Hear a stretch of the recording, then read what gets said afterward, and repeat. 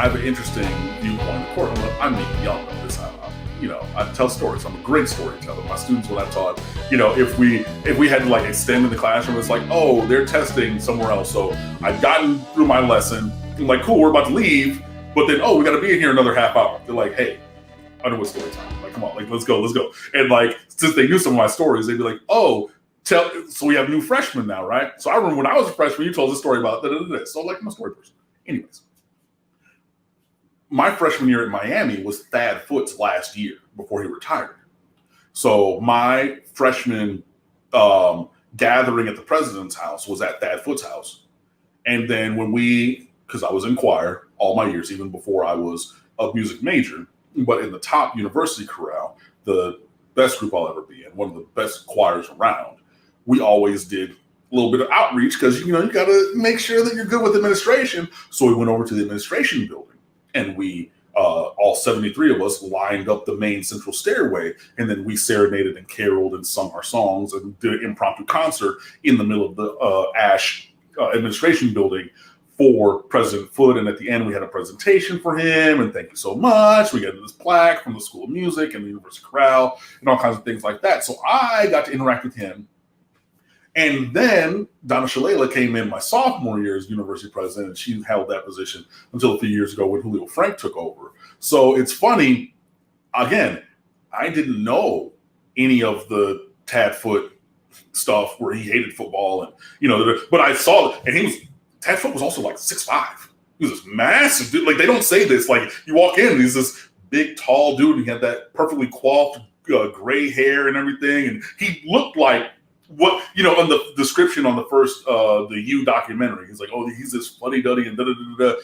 Yeah, but he was also this big physical dude. It was like 6'4", 6'5". So he's like, oh, this tall, thin dude or whatever. I didn't know how much he hated the football program at the time, how he had these spats with, Jimmy Johnson and all these kind of things. But having seen the administration change and working with both of them, it's easy to see how things went that way. And it was clear, obviously through Shalala's tenure, what she was really focused on. What she was focused on was fundraising. Like I said, she did 2 separate $1 billion capital fundraising campaigns when I was at Miami. And just continuing Foote's move to push the academic standing of the University of Miami forward. So hiring other professors, pushing for excellence in so many different ways, having professors do papers and research and things like that. So when you have the U.S. News and World Report rankings come out, eventually, by the time I graduated and a little bit after, in 04 and 05 and 06, Miami was then and continues to be the highest rated academic institution in the state of Florida. And that was a push from Tad Foote. That was a push that was carried on by Donna Shalala. So with that as her focus, if I'm going to let some things slide over in the football program area, then they're going to slide because I'm raising these billions of dollars. I'm advancing, the scholarly aspects of the university, the standing herein, and all these kind of things. And football was not at the forefront for either of those people. So I say that to say I have firsthand sight of that transition and how both of them ran the school and the athletic department. And there's way more, and there are more people who are more learned about this than I, but that's the quick version of Tad Foote. What they said he wanted from the You documentary was true. He carried that through all the way through his tenure at Miami, which ended in the spring of 2001, the end of my freshman year. And then that baton was passed to Donna Shalala. And she did, again, some good things for the university, but there were some other things, especially in terms of the football program and athletics, that were intentionally let to go in whatever direction because it doesn't really matter because I'm really focused over here. So do y'all job and it'll be okay, but do not expect me to handhold you. Do not expect me to come down. Athletics was almost Cinderella, the redheaded stepchild. I'm not coming to your shows. I'm not coming to your concerts. I'm not coming to your performances. I'm not coming to your parent-teacher night. I'm not coming to I got these other kids. I got these other things that I'm focused on. So I'm going to be over here. I'll make sure that you have the space. So there was a stadium to play in. There were practice facilities. There were dorms for all the players. I will make sure that you have the food. I will not deprive you of everything or anything, but I will not dote on you in any kind of a way. And I think that was the clear ethos and paradigm for at least the most two recent past presidents of the University of Miami. Fascinating.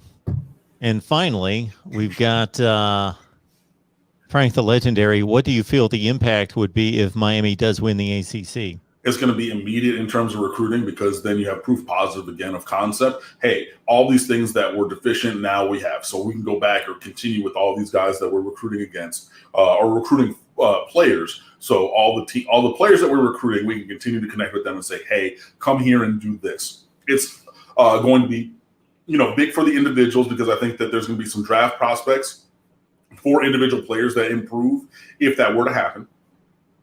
I also think it's going to be big for coaches, because then if that does happen, I would fully believe that this is Rhett Lashlee's last year, which I am leaning towards it being anyway. But if we win, that means we, did what we need to do on all sides of the ball, but especially on offense, then I'm pretty sure that, yeah, he's going to be out of there. But I think that it also sets Miami on a great path forward to continue to really assert a level of, I don't want to say dominance, but just, like a level of dominance in the Coastal Division that we've not had. A standing at the top, clearly, that we know on roster talent and recruiting rankings is clear that Miami has. But in terms of performance on the field, I think that would be a major, major, major step forward.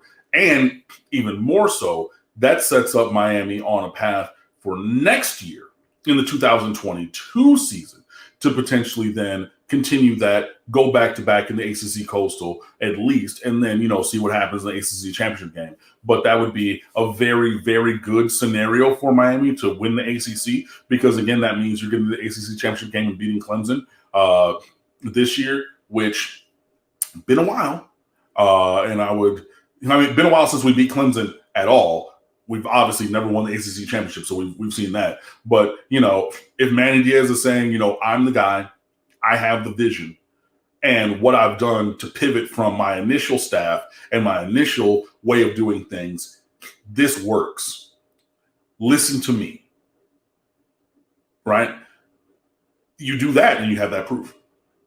And I think that there's obviously trickle-down things in terms of visibility for the program. If you make it well, because if you win the ACC, you're in the playoff.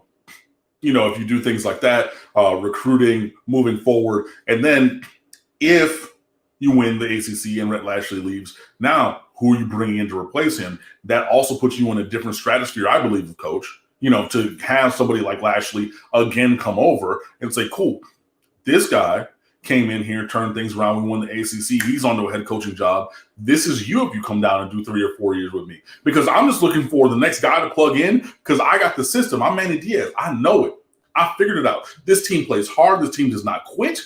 We recruit to an elite level, and I need another elite level coach like Coach Lashlee to come in here and help me keep this thing running. What's up with it? What's up with it? You can probably get somebody off of their good job to come to Miami to do that. So there's a lot that would be positive for Miami for winning the ACC, which I think goes without saying, but I gave you 2 minutes where I was saying.